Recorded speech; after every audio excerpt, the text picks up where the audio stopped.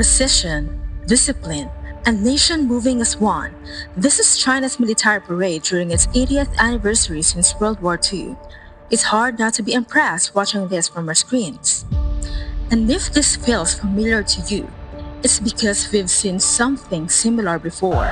In Beijing, 2008, the Olympics opening ceremony. 2008 drummers moving in perfect rhythm, stunning the world. But I'd like to highlight key differences between China's cultural pageant in the Olympics back then and a state declaring its strategic intent at the military parade. In 2008, the message read, China joining the world. In 2025, the message is something else. China remaking it. Welcome to the Think Tank, where we try to look beyond hot takes and ask the bigger questions shaping our economy, politics, and culture. This episode looks at how we got here by standing on two key dates carved onto Tiananmen Square, 1945 and 2025. In 1945, China was war-torn and divided. By 2025, it's claiming leadership. How did that happen? First, we'll go back to 1945 China, then the post-1945 world order led by the United States. Fast forward to 2025, the challenges to the system, and how this sets a precedent to China's global role in reshaping the global order. So, take your time and take this take. Now, a lot of people say China is out to overthrow the world order, to kick out the US and replace it with something entirely of its own. I disagree. Let's step back for a moment. What China is really doing is offering alternatives, not replacements. And to unpack this, I'll lean on something called the bargaining theory by Chen and Liu in their study published in 2018, Strategic Reassurance in Institutional Contexts, explaining China's creation of the Asian Infrastructure Investment Bank. This will be at the last point of our outline. I know we're talking about the military parade here, but why am I using an economic paper to expound about it? This is exactly what mainstream view of China is missing. What's happening behind the loud, grand spectacle, the likes of a military parade, is a quiet political economy, the true Chinese appeal, that gives that strong aura to their Victory Day celebration in the Tiananmen. In detangling this, let's go back to the so-called Victory Day, the second Sino-Japanese War towards the making of modern China. Why does the Second World War loom so large in Chinese memory? It's not like it's the only victim in Asia at the time. The answer explains its love-hate relationship with Japan. The roots go back to 1931 when Japan invaded Manchuria. That region wasn't just land, it was China's industrial heart, rich in coal and steel. Losing it was humiliation, not for its value, but for whom they lost it to the Japanese, who they once saw as barbarians. Part of what's remembered as China's century of humiliation. Japan set up the puppet state of Manchukuo, even putting the last Qing emperor, Puyi, on the throne. By 1937, the invasion became a full war. Japanese troops overran Shanghai, Nanjing, and much of northern China. The brutality was unspeakable. The Nanjing massacre alone killed an estimated 200 to 300,000 civilians. Villages were burned, famine spread, and millions were uprooted. Now, two important political figures stand out. First, the Kuomintang government under Chiang Kai-shek would later build the Republic of China or Taiwan. Second, the Chinese Communist Party or CCP led by Mao Zedong, who would later become the first president of the People's Republic of China or China that we know now. It's important to note how the Japanese occupation, then the civil war between the Kuomintang and CCP after Japan was defeated, eventually created the present dynamic between China and Taiwan. Kuomintang bore the international recognition of China's resistance against the Japanese, but the Chinese Communist Party, though far weaker at the start, used guerrilla warfare in the countryside to build legitimacy by mobilizing peasants against Japanese forces and landowners alike. Mao Zedong created the foundations of a people's government even before the Japanese were fully defeated. When Japan surrendered in 1945 after Hiroshima and Nagasaki, and the Soviet invasion of Manchuria, a power vacuum opened. The Soviets seized Japanese weapons in the north and handed many over to Mao's communists. The question of who would inherit China's future remained unsettled. By the end of World War II, the wartime united front between the Kuomintang and the Communists collapsed, and by 1946 to 49, China was consumed again by civil war. Long story short, Mao Zedong won and declared the founding of the People's Republic of China. Chiang Kai-shek and the remnants of the Kuomintang Party fled to Taiwan, where they maintained the Republic of China. This division hardened into two Chinas, Communist Mainland and Democratic Taiwan, a split that remains today. Where China was fractured, America was ascendant. Where China was recovering from invasion and civil war, the US was laying down the blueprint for a world order. The broader global shape after 1945 favored the United States. By the end of World War II, the United States produced nearly half of the world's GDP. Unlike Europe and Asia, it hadn't been bombed to rubble. Its factories, railways, and financial system were all intact, even stronger than before. A great time to pursue the American dream. And of course, the US-led world order. Think of it as a three-part design: economic, political, and military. Economically, there was the Bretton Woods, the system of global trade and financial rules. The International Monetary Fund and the World Bank were born. The US dollar became the center of global trade. Politically, there was the United Nations and an American commitment to lead the free world. In 1947, the Truman Doctrine pledged US support to countries resisting communism. It's the Cold War, a battle of ideological blocks, democracy versus communism, and nuclear threats. Militarily, America reigned the globe with alliances. US military bases were scattered among allies to contain the Soviets. In Europe, the Marshall Plan poured in $13 billion. That's about $150 billion in today's terms, to rebuild allies and tie them to US capital. In 1949, the NATO formed. In Asia, Washington signed defense pacts with many countries like Japan, South Korea, and the Philippines.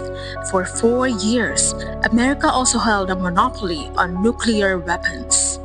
This gave the US unprecedented leverage in international affairs shaped by the liberal international order. There is free trade set by the rules of the World Trade Organization, or WTO, human rights, the United Nations, Bretton Woods system, democracy as the ideal model of development. When the Soviets collapsed in 1991, Americans rose to be the superpower. And so the world believed the US-led liberal democracy was the correct path to development.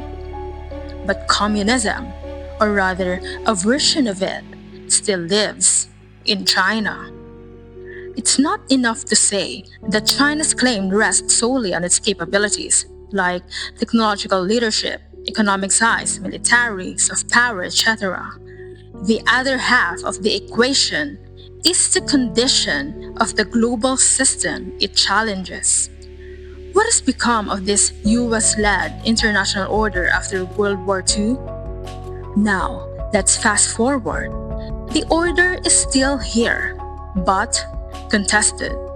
Institutions like the IMF and World Bank remain powerful, but their legitimacy is questioned. Many countries in the global south see them as Western tools. Even in the West, globalization is losing credibility. The fourth industrial revolution has shifted the playing field. AI, semiconductors, and green energy now define economic strength. It's no longer just about who gets the most oil.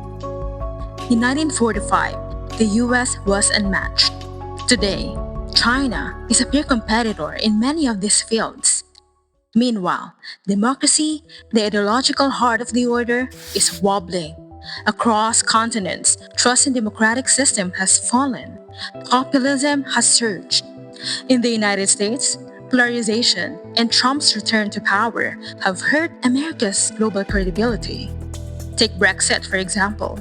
The United Kingdom was a cradle of modern democracy, but left the European Union. That wasn't a rejection of democracy, but disillusionment with how autonomy can be constrained by globalization and supranational institutions like the EU, something that has been normalized by the liberal international order. Inequality has deepened. According to Oxfam, the richest 1% control nearly half of global wealth. That's more wealth than 95% of humanity. Poverty has been decreasing, but inequality is increasing. Take a look at the numbers. 700 million people still live below $2 a day.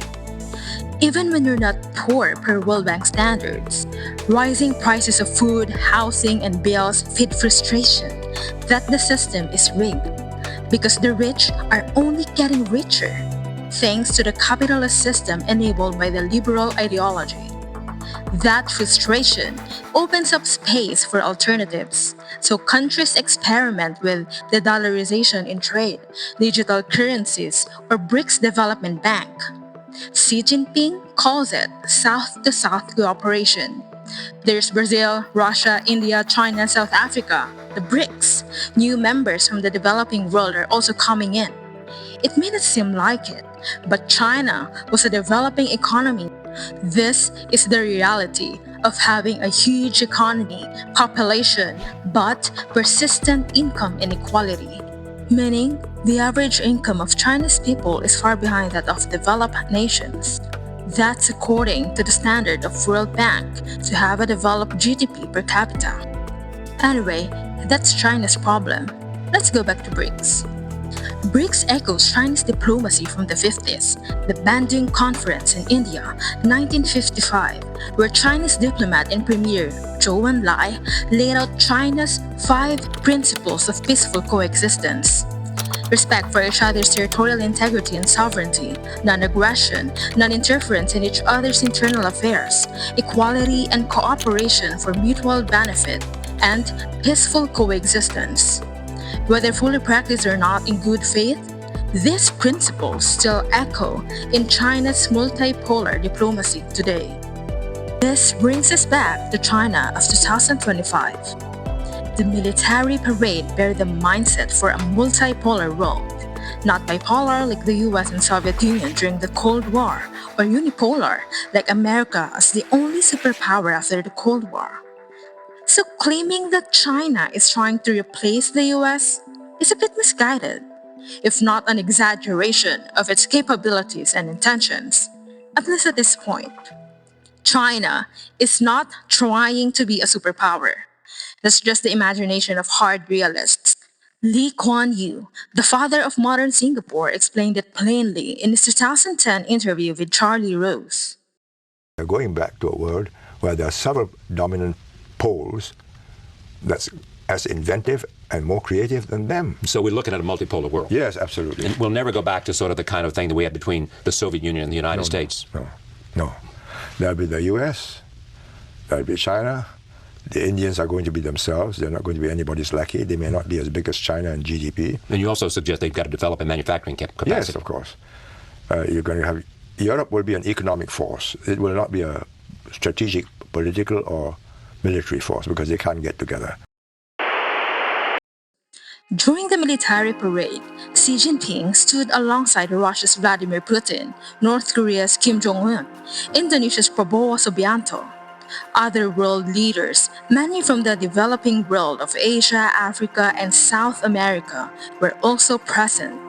It was not merely a one-man glory showing off his collection of guns and tanks. It's very easy to dismiss these details when China is obviously so strong. Aside from being the world's second largest economy, China is a top trading partner for over 120 countries. It has built world-class infrastructure at home and exported that capacity abroad through its Belt and Road Initiative or BRI and its funding arm, China's own version of World Bank, the Asian Infrastructure Investment Bank or AIIB. In technology, China leads in 5G, high-speed rail, and renewable energy. It's the appeal of China's economic soft power. It isn't like American soft power driven by Hollywood and democratic ideals. So for many developing countries, China offers an alternative path to the West, development while maintaining a one-party rule. Its BRI brings loans and projects without political conditionalities. Ports, roads, and railways, tangible things governments can point to. That pragmatism is appealing, especially in countries tired of Western lectures like gotta have this and that kind of governance, human rights records, etc., just to get funding. But here's the catch. Inside the post-war Bretton Woods institutions, China's power is limited by design, despite having a huge economy. In the IMF, it only has 3.8% of voting rights. Compare that to 27.5% of Europe. In the World Bank, only 4.4%, while the US gets 16.4%, almost four times of that of China. In the Asian Development Bank, or ADB, only 6.4%, compared to 15.6% each for the US and Japan. Enter bargaining theory explained by Chen and Liu. When rising powers like China demand more voice to reform the system, established powers refuse. This fuels distrust and therefore creates a reform deadlock. The outcome? If the existing order does not work for the rising power, it creates its own. And no country has done more to test this strategy than China. So China's solution is to build alternatives. The AIIB, the BRICS New Development Bank, pulling away from dollars. Their bargaining tools, new institutions that act as commitment devices and leverage. It's like China is showing it's serious about co-development with other nations. It can be trusted to work with the world. If you all don't want to reform the World Bank, IMF, then so be it. China will be the better alternative instead of relying on old rules set in the 40s by a few countries to their own advantage. But what happens if the reform is still stuck at a deadlock after all of this? This is where the bargain comes in. If the current system sticks to its post-war conditions, China might eventually abandon the old system for the new one it created, which will be a huge loss because of its global importance and influence. And it's working without waging a war. So China in 2025 is an effective contender to the status quo international system where a few countries have an advantage to develop. It's hegemonic by design. Instead of a multilateral system where multiple countries are the main players. This is what Xi Jinping believes. He understands their strengths and weaknesses. China cannot replace the world overnight, so it's reshaping it from within and alongside. Meaning, China is having more important roles in the UN, in resolving global conflicts, in climate change, etc., while building alternatives to the system itself. Its influence does not come from ideology, no strings attached, but from the things countries need: markets, infrastructure, energy, investments. For many, that's what makes China a credible option. For others, it's a threat. But let's see, will a multipolar world create stability? In 1945, China was a victim of invasion, uncertain of its own future, while the US scripted the world order. In 2008, China put on a show to join the world. In 2025, it puts on another show, the military parade, but this time to declare it can help remake it. The spectacle won't be erased in Chinese tradition, but spectacle now comes with more tangible substance. That's a power statement. We have to understand that China's rise isn't rebellion, not simply tearing the system down. It's slow and deliberate shift from the old rules we have outgrown without trying to wage a world war. And that's my take about China's military parade. What do you think? Which matters more in today's world? Military power or the power to set the rules of trade, finance, and technology? Drop your own take in the comments. And if you learned anything from this video, please click the thumbs up, share this content, and subscribe to the Take Tank. It will really help us to reach more people and continue the mission of delivering critically informed and independent storytelling about takes that matter.